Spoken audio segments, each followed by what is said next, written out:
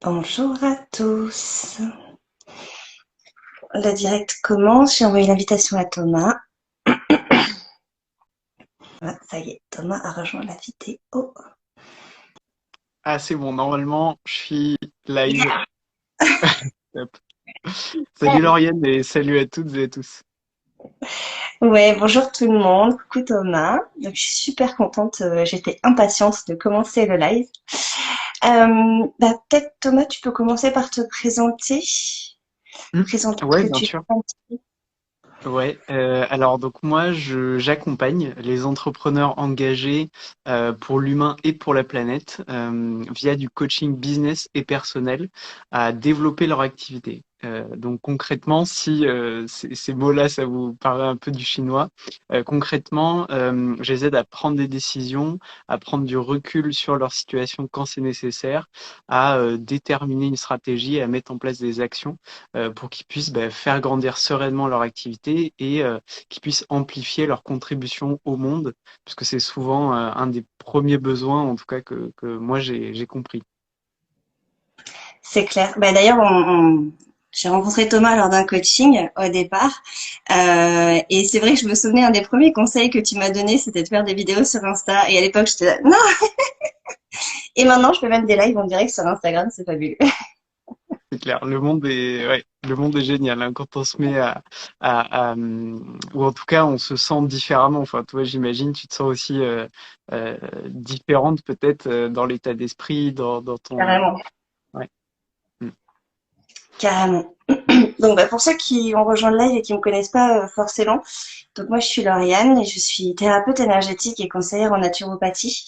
Donc moi, j'accompagne toutes les personnes à se libérer des blocages, des schémas répétitifs qu'elles peuvent vivre au quotidien, d'un point de vue personnel, mais aussi d'un point de vue professionnel.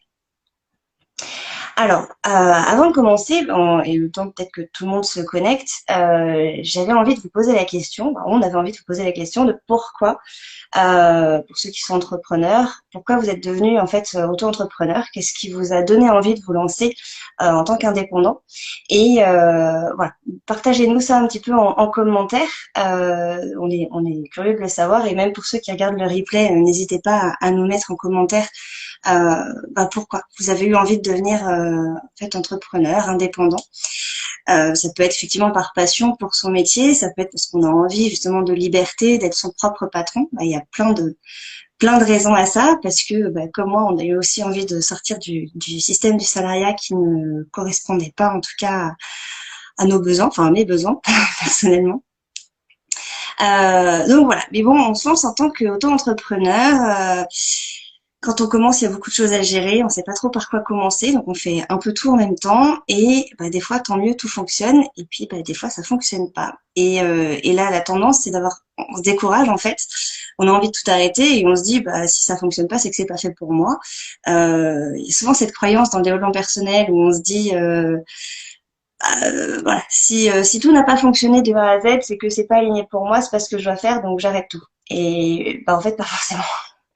Et des fois, le blocage, il vient d'ailleurs et il vient peut-être d'un problème, de quelque chose qui est bloqué dans l'inconscient, en fait, tout simplement, d'un programme inscrit dans l'inconscient. Alors, pour partir un petit peu du début, l'inconscient, qu'est-ce que c'est? L'inconscient, c'est comme une énorme base de données où tout est enregistré. Tout ce que vous avez vu, vécu, entendu, tout s'enregistre en fait comme des petits programmes informatiques et qui sont ressortis au moment le plus approprié. Mais d'un point de vue conscience, ça ne paraît pas toujours très judicieux. Mais cela à la base pour nous protéger. Mais du coup, voilà, si quand on était enfant, comme c'est souvent le cas, mais on a entendu tais-toi, tu sers à rien, mais non, laisse les grands parler, va jouer dans ta chambre, laisse-nous tranquille. Enfin, voilà. C'est des choses aussi qui viennent un peu s'enregistrer à l'intérieur de nous et ça peut créer des problèmes de valorisation et quand il faut se rendre visible, se montrer auprès des clients, auprès des prospects et juste communiquer en fait, ça peut être très très difficile.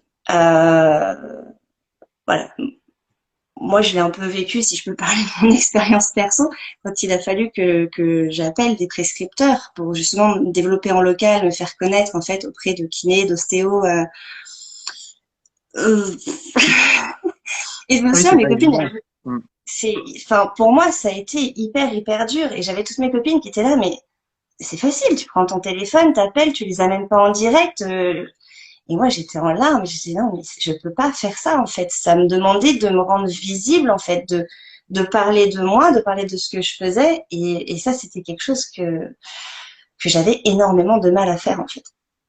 Mm. Donc voilà, j'ai travaillé dessus et puis j'ai dépassé mes peurs et maintenant il y a plus de soucis pour faire ça, mais ça a été un gros challenge. Et ça voilà, parce que c'est un programme que j'avais aussi d'enregistrer. Moi quand j'étais petite, c'était surtout sois discrète, fais pas de bruit, te fais pas remarquer. Et là maintenant il faut que je me fasse remarquer, donc c'est Mm. j'ai pris un peu l'opposé. Et pour rebondir sur là ce point que tu soulèves, c'est je pense super important. Il y a je le vois en fait dans tous les entrepreneurs que j'ai pu accompagner là depuis 3 ans que je les coach justement. Bah, ce côté, je veux pas faire de bruit, je veux rester discret. Euh, je pense que c'est aussi, enfin, il y a plusieurs facteurs en jeu, effectivement, comme tu dis, il y a vraiment la question de valorisation. Donc, pour moi, c'est plus le mot estime de soi qui me vient derrière ça, parce que ça a plus de sens pour moi, mais ça veut dire la même chose concrètement. Et c'est aussi, et on en parlera dans la deuxième partie sur le côté mise en action, mais c'est aussi une croyance qu'on peut avoir de en fait pour parler de moi, soit je dis tout de ma vie, soit je dis rien. Et c'est comme beaucoup de choses, c'est parfois pas si noir ou tout blanc.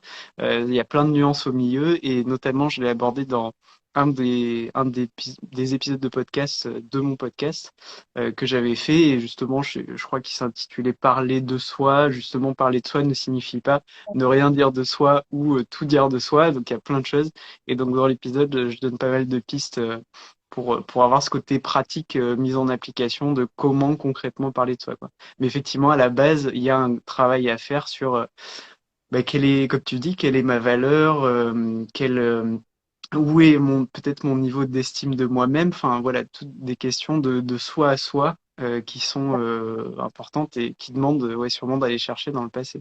Mm. Et surtout quand on est auto-entrepreneur, je trouve que cette différence, elle est dure à faire parce qu'au final, notre entreprise, c'est nous.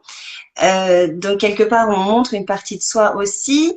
Enfin, c'est assez délicat à faire cette distinction, je trouve, effectivement, à réussir à trouver le juste milieu, comme tu dis en fait. Et c'est pas soit tout ou rien, c'est il y a un équilibre à trouver entre les deux. En fait. Mm. Donc voilà, et puis effectivement, bah, souvent l'origine, elle vient de l'enfance et de ce qu'on a vécu, comment on a été éduqué et ce qu'on a vécu à l'école aussi. Si on a été traumatisé en passant au tableau, comme beaucoup d'enfants, ça a forcément impacté aussi ce qu'on porte aujourd'hui en fait. Donc après, il y a plein d'autres choses dans l'inconscient. Il y a effectivement ce qu'on a pu observer de la situation de nos parents. Si nos parents aussi avaient soit des entreprises, soit ont essayé de créer des choses et qu'ils n'ont pas réussi, ça peut enregistrer une notion d'échec. Ou au contraire, s'ils ont trop bien réussi, on peut se dire mais moi je pourrais jamais faire aussi bien, j'arriverai jamais à faire aussi bien, donc ça crée un blocage aussi par rapport à ça. Il peut y avoir aussi un lien par rapport à l'argent, par exemple si dans notre famille on a toujours connu des problèmes d'argent, et ben l'enfant à l'âge adulte en fait il peut avoir soit prendre l'opposé, il va faire un métier qui va lui rapporter énormément d'argent, même si c'est pas du tout en accord avec qui il est, avec ses valeurs, mais au moins il a plein d'argent, il a cette sécurité financière assurée. Ou au contraire, il va se dire, mais non, non, moi j'ai grandi, enfin inconsciemment, hein, consciemment on se dit pas ça, mais inconsciemment, je n'ai connu que cette situation financière délicate, et ben je reproduis cette situation et moi aussi je reste dans une situation financière délicate parce que c'est le cadre que je connais. Et on aura beau faire tout ce qu'on veut, si à ce programme-là, toutes les tentatives pour avoir plus d'argent, elles vont échouer systématiquement. Donc vraiment, les programmes inconscients, ça peut programmer plein de choses et agir sur plein de niveaux de notre vie. Et donc je parlais des parents, mais il y a aussi tout le poids de la famille, tout ce côté transgénérationnel. On porte hein, les générations d'avant, donc c'est au niveau des grands-parents, des arrière-grands-parents, il y a eu aussi des cas soit de faillite, soit d'escroquerie peut-être, d'abus de confiance. Là encore, hein, pour parler de ce que je connais, je sais que j'ai pas mal travaillé moi au niveau de transgénérationnel parce que Bah oui, mes grands-parents, ils avaient une activité et malheureusement, ils ont fait faillite. Donc, mémoire enregistrée, voilà, on essaye de monter quelque chose, un business, et ça ne fonctionne pas. Donc, bah, parfois, c'est vrai qu'après, ils étaient tous fonctionnaires, hein, donc ils risquaient pas d'avoir des Mm. soucis de risque ou quoi que ce soit. Et j'étais la seule à sortir de ce cadre de fonctionnaire. Mm. Donc voilà, j'ai pas mal travaillé là-dessus aussi. Voilà. Et pareil aussi, je sais qu'à une époque, quand justement il y avait une génération dans la famille qui gagnait beaucoup, beaucoup, beaucoup d'argent, c'était très mal vu. On parlait dans les années 20, les années 30 de ces nouveaux riches qui avaient accumulé de la richesse, tout ça. Ben, ça peut créer aussi beaucoup de jalousie. Donc il y a certaines familles aussi qui ont enregistré des mémoires. Si tu gagnes trop, si tu réussis trop, ça va faire des jaloux. Donc surtout, reste dans ton coin, ne fais pas de bruit et ne te montre pas. Mm. Donc voilà, Est-ce qu'on pourrait l'inconscient, dire, ça... Pardon? ouais, est-ce qu'on pourrait dire que c'est comme un héritage immatériel finalement, c'est un peu ça? Carrément, carrément, c'est tout à fait ça. C'est un héritage qu'on porte, alors dans les bons côtés comme dans les moins bons côtés. Et voilà, alors des fois ça impacte plus ou moins les personnes de la famille, mais au final ça se porte et ça se transmet de génération en génération. Mais ça entraîne de très belles libérations quand on travaille dessus. Donc voilà, donc toutes ces peurs inconscientes, il y a aussi évidemment la peur de l'échec, mais aussi la peur de la réussite, on en parle moins, mais des fois réussir ça peut faire peur parce qu'on se dit ok, l'échec je connais, parce qu'on a tous à un moment donné vécu des échecs, ça fait partie de la vie, c'est pas un drame en soi. Mais des fois réussir, c'est comme le bonheur. Des fois le bonheur ça fait peur parce qu'on se dit je peux le perdre. Si je continue d'échouer, j'ai rien à perdre. Mais si je réussis et que j'accède au bonheur, je peux le perdre. Et ça fait peur. Donc il y a toutes sortes de peurs comme ça liées à ça. Et puis bien sûr toute la relation à l'argent aussi. Euh, quelle est ma relation à l'argent, quel est mon rapport à l'argent, est-ce que dès que j'ai de l'argent, il faut que je le dépense parce que ça me brûle les doigts, ou au contraire, est-ce que je l'accumule pour le garder, pour surtout pas dépenser. Voilà, et puis mine de rien, l'argent, ça parle aussi de soi, de la valorisation de soi. Claire. Et donc voilà, Mm. et c'est très très lié à ça. Donc voilà, comme tu le disais, travailler l'estime de soi, bah, mine de rien, ça permet aussi de travailler sur voilà, ce qu'on porte, ce qu'on est et ce qu'on pense mériter de recevoir. Ça, c'est très important. Et voilà, pour moi, en tant que thérapeute, et je pense pour toutes les personnes que tu accompagnes, fixer ses tarifs, c'est un challenge. Parce que, ok, quelle valeur j'attribue et j'accorde à ce que je propose et à ce que je fais. Ouais, c'est assez challengeant quand même. Ouais, ouais, complètement. C'est vrai que bah, ce rapport à l'argent, c'est un énorme sujet en France et moi, en plus, je le retrouve beaucoup, beaucoup. En tout cas, dans les entrepreneurs engagés que je peux accompagner, qu'ils soient effectivement thérapeutes, graphistes, développeurs, consultants, consultantes, etc. Euh, Parce que enfin, c'est propre peut-être là plutôt aux entrepreneurs engagés, mais il y a toute c'est des croyances encore une fois qu'on peut avoir du type, euh, ben je pourrais faire ça gratuitement. Par exemple, j'aime tellement ce que je fais que je pourrais le faire gratuitement. Je sais pas si tu as déjà entendu ce type de phrase voilà, Et mais même moi, au départ, hein, j'étais comme ça. ouais. Non, c'est bon, ça va me Mm, prendre longtemps, vas-y. mm, ouais. Ouais, c'est ça parce que souvent j'ai l'impression qu'on part, et ça relie aussi encore une fois au sujet de l'estime de soi, mais souvent quand on a ce type de croyance ou de phrase vis-à-vis de soi-même, c'est qu'on part de la personne en face de nous. euh, enfin, comment dire, on démarre la réflexion à partir de la personne en face de nous et pas de nous-mêmes en fait. Et donc il y a forcément, si on imagine toujours les possibilités financières de la personne en face ou ce qu'elle pourrait éventuellement penser si je mettais tel tarif, etc. Bah, en fait, on n'en sort jamais quoi. Plutôt que bah, justement partir de soi, se demander bah, finalement de combien j'ai besoin par mois, par exemple, pour vivre de mon activité, c'est beaucoup plus logique finalement et ça a du sens et c'est quelque chose sur lequel on a de la maîtrise quoi. parce qu'on peut faire évoluer des actions, on peut appliquer des actions, encore une fois, sur la partie mise en action par rapport à ça aussi.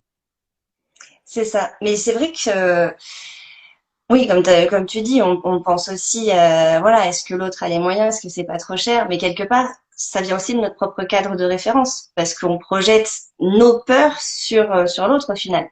Il se trouve l'autre, quel que soit le tarif, ça lui convient parce qu'il a vraiment besoin de ce qu'on lui propose et donc ouais, c'est nos peurs qu'on projette sur l'autre et pourquoi je pense que ce que je propose c'est trop cher. Voilà, encore une fois, c'est la valorisation qu'on s'accorde et quelle estime on pense avoir quoi de soi. Hmm, c'est clair. Donc voilà, c'est un très très vaste sujet et voilà. Donc moi je le travaille d'un point de vue effectivement blocage inconscient. Euh, Qu'est-ce que dans mon histoire, qu'est-ce qui est venu impacter et laisser une empreinte en fait, un programme qui m'empêche aujourd'hui de fixer le tarif qui me convient, de faire des vidéos, de montrer, de parler de ce que je fais. On a eu dans les freins là, les personnes, il y a quelqu'un qui a répondu qu'effectivement un de ses freins c'était aller parler de son activité en dehors du cadre. Ok, quelqu'un m'appelle pour prendre des infos, là c'est bon, mais si jamais je suis entourée avec des potentiels prescripteurs, comment je fais pour aborder le sujet et parler de mon activité. Hmm. Ou Donc si voilà, je fais un événement réseau c'est ça, c'est ou ça. avec des amis à une table, ouais. Et bah, mine de rien, ça revient quelque part à parler de soi, puisqu'on parle de ce qu'on fait. Et voilà, quelle image je peux véhiculer de moi, de mon entreprise, et c'est très teinté de mon propre vécu, en fait. Donc voilà, donc il y a pas mal de choses à libérer. Euh, et je vérifie dans mes notes que j'ai abordé tout ce que je voulais aborder Hmm. en synthétique, évidemment, parce que c'est trop vaste pour qu'on puisse aborder tout ça en 1 heure de live. Mais donc voilà, c'est aussi pour ça que j'ai créé donc cet accompagnement spécifique pour les professionnels qui s'appelle Shining Business. Vous avez tous les liens dans ma bio. Et en fait, c'est des choses que je faisais déjà, parce que j'accompagnais déjà les personnes sur leurs problématiques, et donc on abordait toujours un petit peu le côté professionnel.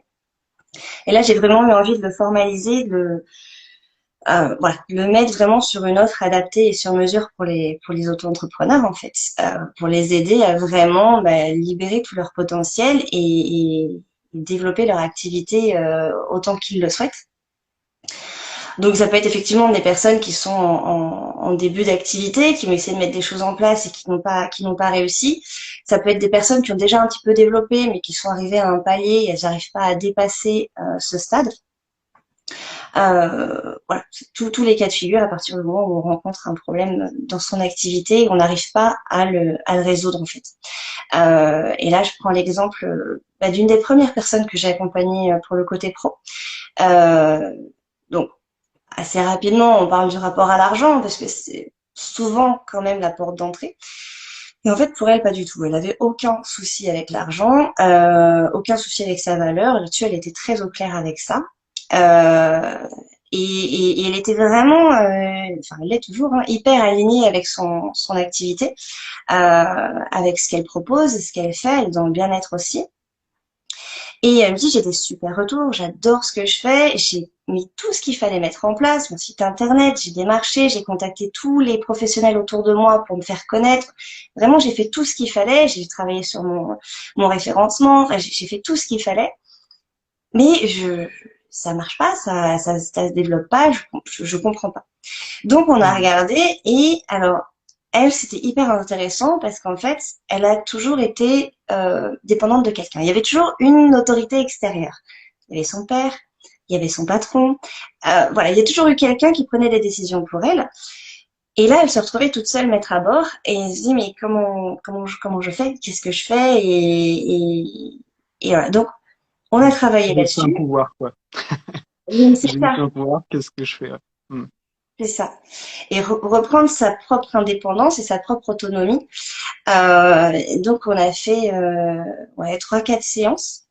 Et donc là, on a beaucoup travaillé sur l'enfance et surtout sur sa structure énergétique. Et le mois d'après, son agenda a commencé à se remplir et à la fin, en chiffre d'affaires annuel, elle avait doublé par rapport à celui de l'année dernière. Donc voilà, des fois il suffit pas de grand-chose, juste un petit truc qui bloque, un petit grain de sable et le fait de l'enlever, ben tout se débloque et tout continue à s'enchaîner. Là, il y en a une autre aussi à qui je pense. Elle a déjà bien développé son activité, mais elle est à un palier et elle me disait, mais je comprends pas, et j'ai que des retours ultra positifs. Toutes les semaines, j'ai des super retours sur mes accompagnements. Et bah, ça prend pas l'essor que ça devrait prendre avec tous les retours que j'ai en fait. Et donc on a regardé par rapport à ça. Et elle, pareil, c'est des fausses croyances qui sont enregistrées en fait depuis son enfance. Faut travailler dur pour réussir. Si t'es pas en galère dans ta vie, les autres ne vont pas t'aider, ne vont pas venir t'aider. Il y a que quand t'es en galère qu'on t'apporte de l'aide et du soutien. Donc voilà, il y avait plein de fausses croyances comme ça qui étaient engrammées en fait. Donc voilà, on commence à travailler dessus pour venir libérer un peu tout ça. Mais voilà, chaque situation est évidemment très personnelle. Et du coup, c'est vraiment de voir par rapport à la problématique de la personne, dans son histoire, sur quel axe on peut venir débloquer la situation. Mm. Ouais, Mais c'est du coup, vraiment intéressant parce qu'il y a sur ces mots, j'imagine, enfin, les mots que les personnes utilisent pour exprimer les croyances. Je sais pas si toi, tu l'as observé, mais tu vas le dire un petit peu là. Il y a vraiment des personnes qui utilisent certains mots plutôt que d'autres et qui attachent peut-être une importance vraiment forte sur des mots ou alors une connotation, soit positive, soit négative, qui impacte, comme tu dis, c'est leur business, leur vie, etc. c'est ça. Parce que chaque personne a son propre référentiel, en fait. Et c'est pour ça que Mm. moi, en séance, je mets jamais les mots. Je pose des questions et je laisse la personne répondre parce que des fois, si moi je vais utiliser un mot pour décrire ce qu'elle me dit, ça va pas lui parler parce que c'est pas le mot que elle aurait utilisé en fait. Ça rentre Mm. pas dans son référentiel à elle. Et ce qui est important, c'est de partir de son référentiel. Donc voilà, je laisse toujours la personne parler. Après, je reprends ses mots pour bien confirmer le problème, mais voilà, c'est hyper important de repartir des mots de la personne parce que ça fait partie de son cadre de référence en fait, qui n'est absolument pas le mien et qui n'est pas celui du voisin ou quoi que ce soit. Donc ça, c'est vraiment s'adapter à la personne et aller comprendre sa problématique et son cadre de référence à elle en fait. C'est hyper important. Mais voilà, souvent aussi dans le développement personnel, on a cette croyance de dire bon bah ok c'est bon, j'ai rien à faire, moi tout va bien, je suis alignée avec mon truc, ça va venir tout seul. Ah non, si on se met pas en action, il se passera pas grand-chose en fait. Et il faut d'abord voilà commencer à se mettre en action pour que les choses arrivent en retour en fait. Et c'est pour ça que c'est hyper intéressant d'avoir ce côté, ok, je travaille sur moi, je débloque les blocages, mais après j'apprends aussi à mettre en action de la bonne façon. Et c'est là où ton accompagnement est super précieux. Et je parle pour moi, mais moi, ça m'a bien aidé en tout cas à mieux m'organiser, à mieux cibler les actions qui étaient importantes. Et parfois, c'est important, mais bon, là, c'est plus ton domaine, donc je te laisse en parler. Mm. Oui, carrément. Bah, en fait, comme on vient de l'évoquer, comme tu viens de l'évoquer de façon assez développée, une fois finalement qu'on s'est libéré de nos blocages inconscients, il y a vraiment cette partie mise en action qui est indispensable pour finalement, on pourrait dire concrétiser un peu ces libérations qu'on a faites un peu abstraites par définition.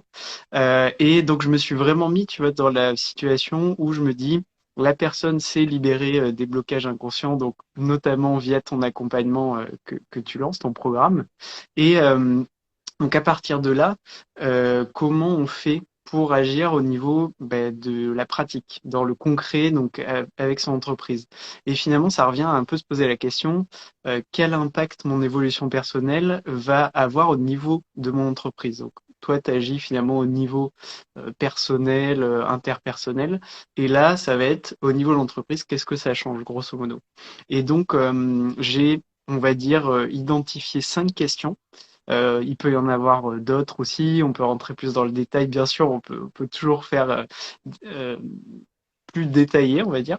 Mais là, pour ce live pour lequel on est là aujourd'hui, voilà, ces 5 questions, déjà, ça va vous permettre de trouver des pistes.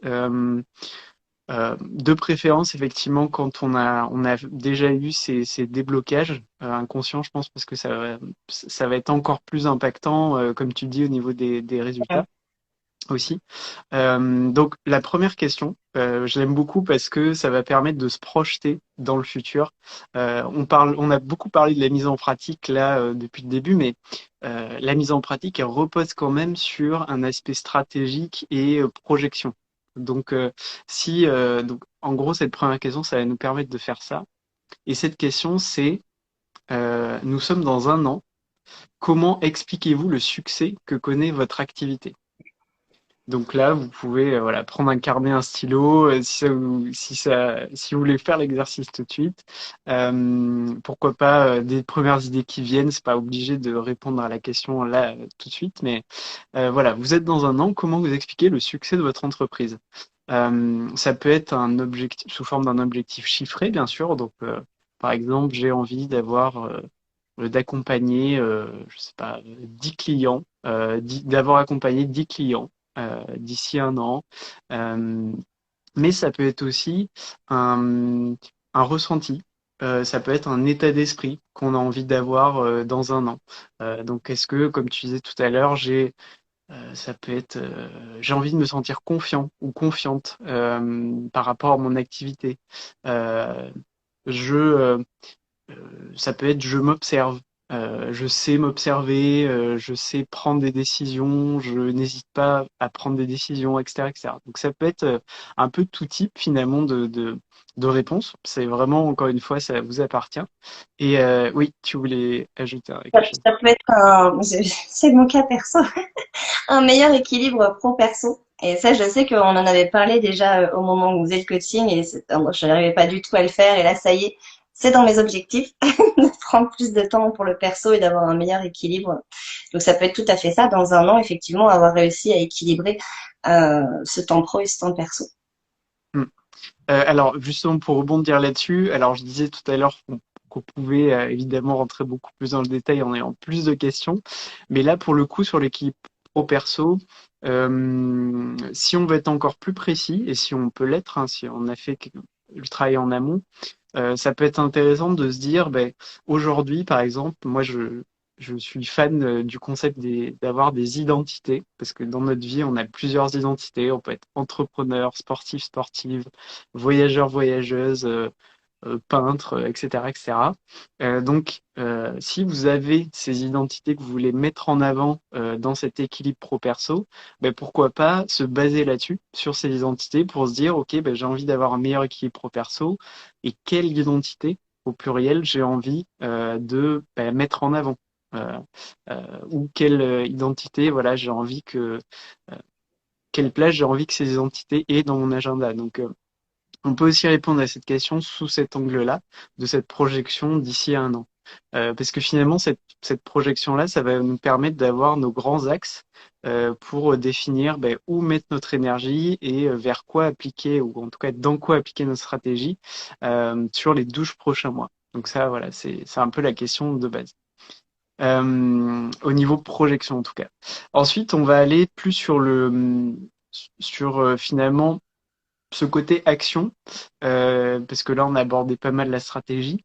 Une autre question intéressante, c'est qu'est-ce que je veux mettre en place aujourd'hui que j'avais peur de faire avant avec mon entreprise? Sous-entendu, avant, quand les blocages inconscients étaient présents. Et donc ça, c'est pareil, ça va, euh, ça va chercher peut-être du côté, je sais pas, du côté perso, effectivement. Tu disais tout à l'heure, tu prenais ton exemple, est-ce que j'ai envie de communiquer davantage en me montrant, par exemple, en montrant mon visage ou en parlant de mes valeurs, en parlant de mon parcours, pourquoi pas, mon histoire. Enfin, ça peut être pareil, assez varié. Donc, qu'est-ce que je veux mettre en place aujourd'hui que j'avais peur de faire avant avec mon entreprise, une fois que les blocages inconscients sont levés? Et au contraire, qu'est-ce que je ne souhaite plus faire du tout aujourd'hui? Parce que effectivement, l'être humain est bien fait dans ce sens où enfin, c'est bien de savoir vers quoi on veut aller. Donc, qu'est-ce que j'ai envie de faire, grosso modo, dans ma stratégie, mais c'est aussi bien d'avoir l'inverse. C'est comme quand on nous parle au niveau de ce concept du client idéal ou du persona, c'est aussi intéressant d'avoir quelqu'un vers qui on veut aller qu'un anti-persona ou un anti-client idéal, c'est-à-dire une personne qu'on veut pas du tout servir, vers laquelle on veut pas du tout aller. Donc ça, c'est un peu le même principe. Ces deux questions, elles fonctionnent un peu en binôme. Donc on est vraiment voilà sur l'action, sur les actions. Et ensuite, on va arriver plus sur votre cœur de compétences, sur votre pratique. Donc, que vous soyez thérapeute, graphiste, photographe, indépendant de tout type d'activité. C'est vraiment se poser la question, quelles compétences vous adorez exercer au quotidien et pour laquelle vos clients vous font confiance. Donc, quelles compétences vous adorez exercer au quotidien et pour laquelle vos clients vous font confiance. Avoir une réponse à cette question-là, ça va vous permettre de vous dire vers quel endroit, c'est un peu toujours c'est sous-jacent à toutes ces questions hein, que depuis tout à l'heure, c'est vers quel endroit je veux que ma pratique s'oriente le plus possible, vers où j'ai envie de progresser à fond. Et par définition, ça va vous faire laisser peut-être des choses de côté. Donc c'est aussi voilà une compétence. Évidemment, quand on est coach, ben, c'est sûrement apprendre à mieux coacher ou progresser en coaching. Si on est graphiste, ça va être euh, peut-être progresser sur un certain format, peut-être de l'illustration, peut-être créer des identités graphiques, travailler sur des projets fictifs, j'en sais rien. Enfin, il y a plein. C'est à vous de voir. C'est justement vous, l'expert ou l'experte dans votre métier et sur vos compétences. Donc voilà, c'est intéressant de se poser la question. Et puis pour finir, une cinquième question qui est vraiment, là pour le coup, on arrive de plus en plus sur la précision et le court terme, puisque c'est quelles sont vos trois priorités sur les 3 prochains mois qui vous permettront de faire grandir votre entreprise engagée. Et ça va être vraiment important, ces trois priorités, puisque toujours le même principe, vous commencez à le comprendre, vous allez pouvoir orienter votre énergie au bon endroit par rapport, encore une fois, aux compétences la compétence que vous voulez, dans laquelle vous voulez exceller ou vous voulez progresser, euh, au niveau de ce que vous avez vraiment envie de faire, maintenant que vos blocages sont levés, et voilà, et au contraire, ça va avoir un effet repoussoir sur qu'est-ce que vous ne voulez plus faire. Et finalement, pareil, les compétences qui sont intéressantes, mais qui sont pas fondamentales pour développer votre activité. Et dernière raison de faire cette question-là, ces trois priorités sur les 3 prochains mois, c'est finalement le premier bloc court terme qui vous permettra d'atteindre cette image qu'on a posée tout à l'heure ensemble à 1 an, donc à 12 mois. Voilà, ça va vous permettre de vous mettre en action, d'initier le mouvement, parce que ça, c'est pas forcément la partie aussi la plus facile hein, aussi, une fois qu'on a une stratégie qui est très vache sur le papier, plein de choses posées, ben après il faut agir quoi. Il faut passer à l'action et parfois voilà il y a des petites résistances. A priori il y en aura la majorité qui auront été levées avec les blocages inconscients, mais on n'est pas c'est pas forcément au départ ça peut ne pas être fluide à 100% non plus. Donc voilà. Euh, ben voilà, au niveau des 5 questions, c'était ça que je voulais vous proposer ce soir. Non, mais c'est super intéressant et que tu les invites à se projeter aussi. Parce que c'est également un exercice que je propose, alors bien sûr différemment de toi, hein, parce que là c'est très concret et c'est très orienté business, mais c'est vrai que c'est un exercice que je propose beaucoup, de faire de la programmation positive dans le futur, c'est-à-dire de visualiser son scénario idéal à effectivement 3 mois, 6 mois, 1 an, mais tout lister, vraiment tout lister, tout ce qu'on veut, et s'imaginer comme si c'était déjà là en fait.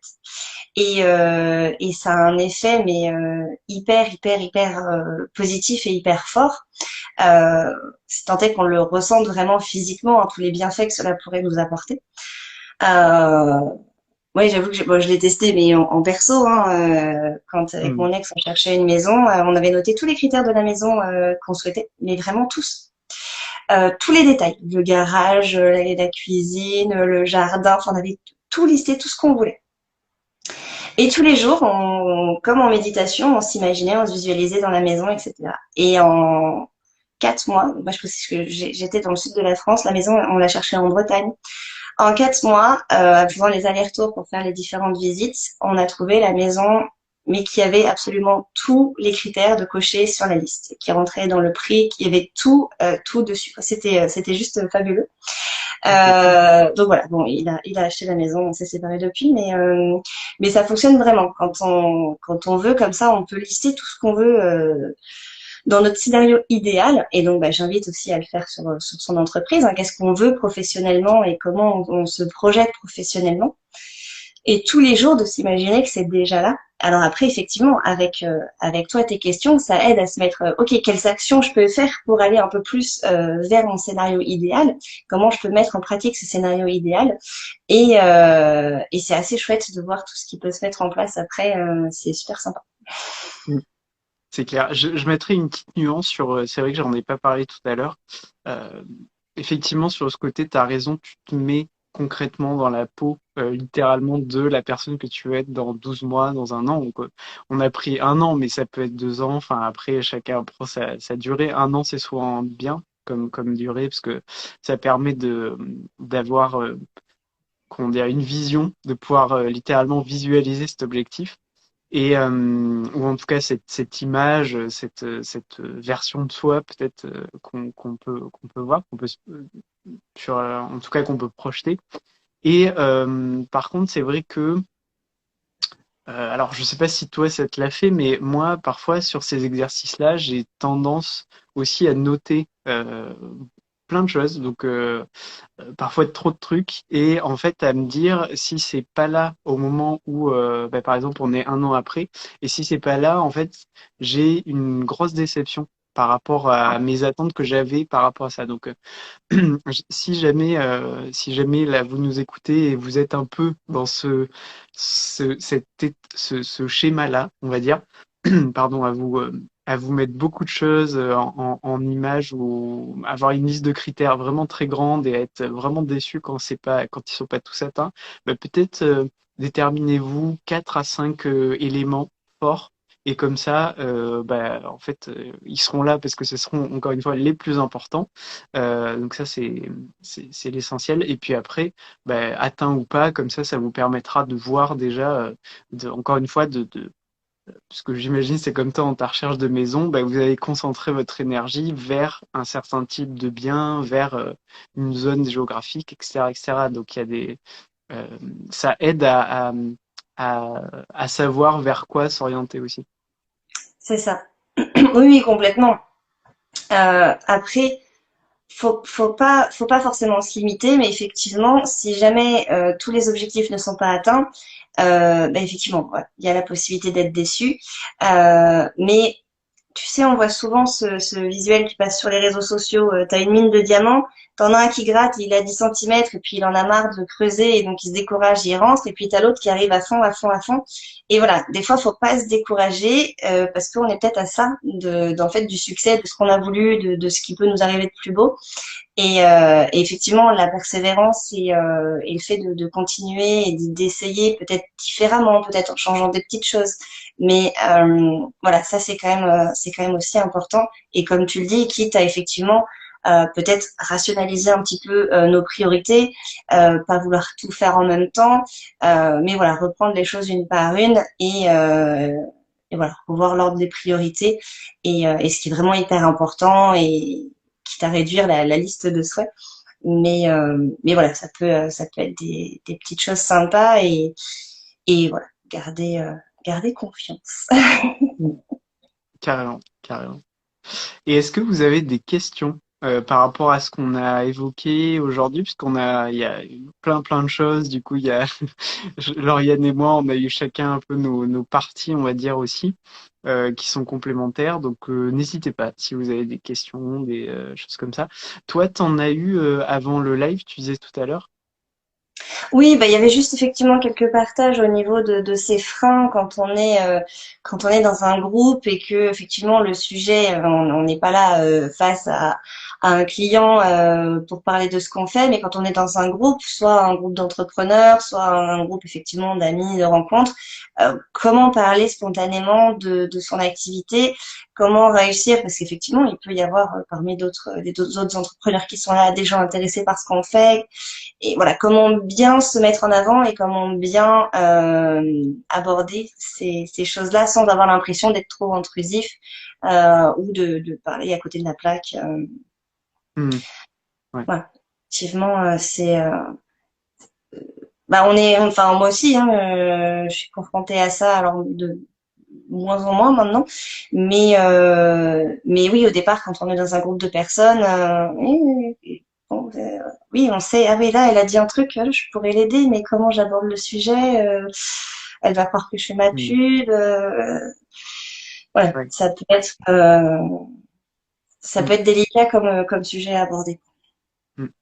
Oui, c'est clair. Ben après, je pense que il y a plusieurs façons de lire un peu la situation, je pense, dans ce cas-là. Donc évidemment, une des façons de lire la situation, c'est comme ce qu'on disait tout à l'heure, ce que tu disais aussi.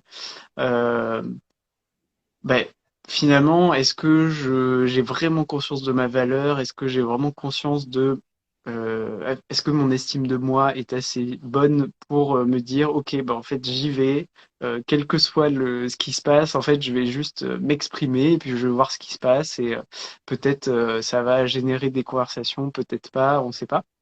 Mais en tout cas, je perds rien à essayer. Euh, ou sinon, ça peut aussi avoir un autre niveau de lecture sur le côté. Est-ce que je sais vraiment le message que j'ai envie de transmettre, le positionnement que je veux avoir et bah, finalement euh, oui c'est ça, in fine le type d'activité que j'ai envie de faire ou en tout cas euh, comment j'ai envie que les gens aussi quels mots j'ai envie que les gens utilisent pour me décrire. Il peut y avoir ça aussi, le côté ma marque personnelle. Est-ce que j'ai déterminé par exemple un ensemble de valeurs ou de mots-clés par lesquels les gens veulent me décrire? Et ça, c'est parfois pas aussi naturel à faire. Et on y pense peut-être en dernier. On pense déjà à peut-être faire ses offres, à se dire ah mais tiens j'ai envie de communiquer là là là etc. Et peut-être que effectivement les mots qu'on veut faire rejaillir dans nos accompagnements et finalement qu'on veut transmettre durant nos missions à nos clients etc. Peut-être que ça aussi c'est un point assez important pour ensuite se dire ben, comment je vais me présenter face à une personne que je ne connais pas dans un événement réseau, par exemple, c'est je vais mettre ces mots-clés dedans, je vais voir comment elle va réagir la personne en face. Est-ce que ça la touche? Est-ce que ça lui fait ni chaud ni froid? Est-ce que peut-être elle n'a pas compris un truc et à ce moment-là, je repose une question et ça me permet de retravailler pour une autre présentation plus tard, pour une future présentation. Donc, il y a aussi on va dire un peu ce laboratoire, ce test qu'on peut mettre en place de soi à soi en se disant, bon, ben, est-ce que là, ma phrase de présentation, est-ce que ça percute chez les gens? Est-ce que quel type de personnes euh, sont intéressées par ce que je fais ou en tout cas comprennent déjà avec la phrase que je fais ou au contraire ne comprennent pas? Et à ce moment-là, est-ce que c'est pas une question de type de profil? Euh, voilà. Donc c'est le type de profil à qui je dis ma phrase et qui ne comprend pas ou qui comprend. Enfin, voilà, il peut y avoir aussi cet aspect-là sur simplement le côté expression, expression et communication. Et parce que finalement, pour moi, une des compétences indispensables quand on, quand on travaille justement sur sa communication, c'est la capacité à montrer qu'on a compris quelque chose et la capacité à transmettre un message. Et il y a beaucoup d'entrepreneurs, quels que soient, qu'ils soient engagés ou pas, mais qui ont beaucoup de mal à transmettre leur message avec des mots que la personne en face comprend, des mots qui ne soient pas ambigus, qui soient assez précis. Voilà, et ça c'est un travail un peu de tous les jours presque, mais c'est un travail assez en profondeur à faire, ouais, je pense. Mais carrément, c'est vrai que ça, on n'y pense pas assez. Effectivement, le bon vocabulaire et puis avoir ces mots-clés qu'on peut ressortir sur une phrase, voilà, une phrase de présentation assez rapide et succincte.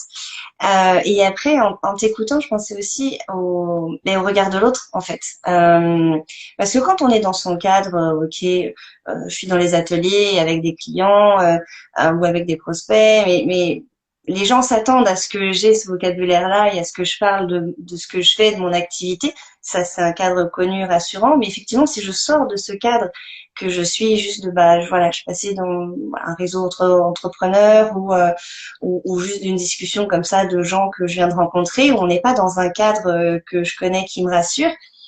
Et ben, si je viens comme ça parler de mes activités, comment ça va être perçu par les autres? Qu'est-ce qu'ils vont penser de ce que je fais? Et il y a quand même quelque part la peur du jugement de l'autre derrière ça aussi.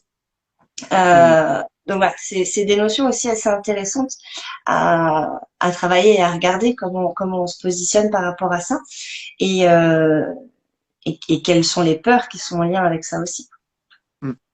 Oui, clairement, ben, c'est vrai que pour terminer là-dessus peut-être, on a tous en tête ces repas de famille où la belle-mère ou le cousin, la cousine nous demande, ben, au fait, qu'est-ce que tu fais toi? J'ai vu que tu as changé là de cadre professionnel, tu as fait ta reconversion, qu'est-ce que tu fais maintenant? Et peut-être que là, effectivement, ça vaudrait le coup, comme tu dis, d'avoir une sorte de présentation très basique, mais en même temps avec des mots simples pour des personnes qui sont pas du tout dans le domaine, pas du tout dans le secteur, et qui pourtant peuvent peut-être connaître des gens, peut-être des clients potentiels, on n'en sait rien d'ailleurs, pour qui peuvent enfin, que la personne peut rediriger vers nous aussi. Donc effectivement, peut-être prévoir deux discours, on va dire, différents selon le secteur, selon l'événement. Si c'est pro ou perso. Et ouais, ça peut valoir le coup, effectivement, ouais, de faire ça. Parce qu'effectivement, les occasions, elles sont partout et on ne sait pas. La dernière fois, j'ai aidé ma sœur sur un marché de Noël parce qu'on vendait du vin et des huiles essentielles qu'elle produit.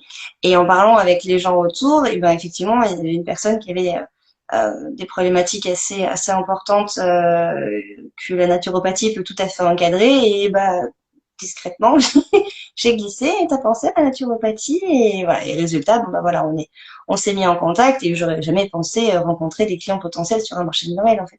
Alors que si, les occasions sont vraiment partout. Et voilà, parler de ce qu'on fait librement. Après tout, quand on est compétent dans ce qu'on fait, quand on aime ce qu'on fait, c'est assez naturel d'en parler et voilà, de le verbaliser. Et ça peut créer des opportunités un peu partout, donc c'est chouette. Carrément. Donc voilà, ben, ouais, comme l'a dit Thomas, n'hésitez pas si vous avez des questions. Même ceux qui regardent en replay, de toute façon la vidéo elle restera en ligne, hein, donc si vous avez des questions, n'hésitez pas à les mettre en commentaire ou à nous écrire, soit à Thomas, soit à moi, et on vous répondra avec grand plaisir. Ou si vous souhaitez en savoir plus sur nos activités respectives, on sera ravis d'échanger avec vous par message. Donc surtout n'hésitez pas. Et je sais pas si tu voulais aborder d'autres choses, Thomas. Non, pas spécialement. Juste pour dire, bah, effectivement, moi, je fais du coaching individuel. Donc via plusieurs offres différentes, une offre plutôt en séance unique et une offre après sur plusieurs semaines, euh, voire plusieurs mois d'ailleurs. Donc voilà, principalement, enfin et exclusivement d'ailleurs pour accompagner les entrepreneurs engagés pour l'humain et pour la planète. Donc voilà, si ça vous intéresse, effectivement, n'hésitez pas à venir. Je serais ravi qu'on discute en DM ou de vive voix. Moi, j'aime bien utiliser pas mal les possibilités des DM, l'écrit, le vocal, les mots, etc. Les petites, les gifs, pardon, les gifs, voilà. Donc, et puis pourquoi pas pouvoir se prévoir un rendez-vous après pour discuter plus longuement, mais ouais. En tout cas, pareil, comme tu dis, Lauriane, avec plaisir et dispo pour répondre à vos questions s'il y en a, bien sûr en commentaire et voilà. Sachant que aussi en fait, on va refaire un peu ce binôme, on va dire, cette collaboration, Lauriane et moi, à travers une prochaine édition de ma newsletter, donc qui portera en fait sur le même thème que ce qu'on a abordé aujourd'hui, donc partie blocage inconscient et la partie plutôt mise en pratique. Et ben, sûrement qu'on mettra des choses inédites dans la newsletter, qui aura peut-être des angles différents qu'on va aborder, peut-être des questions aussi qu'on vous dévoilera dans la newsletter. Pour être très transparent, ce live-là, l'objectif c'était aussi que ce soit un support et une première étape avant la newsletter aussi, en tout cas que les deux formats s'enrichissent l'un l'autre.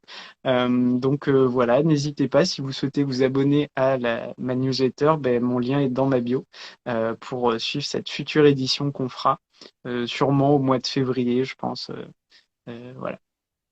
Ouais, je recommande les news de Thomas, elles sont toujours pleines de bons conseils et de bonnes astuces. C'est toujours très intéressant, donc je recommande pardon, ces newsletters qui sont vraiment, vraiment chouettes. Ouais, merci beaucoup. Avec plaisir. Bon bah voilà, si vous avez d'autres questions, surtout n'hésitez pas. Et puis bah sinon, on va vous souhaiter une bonne soirée et puis vous dire à très bientôt. À très bientôt. Salut à tous. Ciao, bonne soirée. Salut.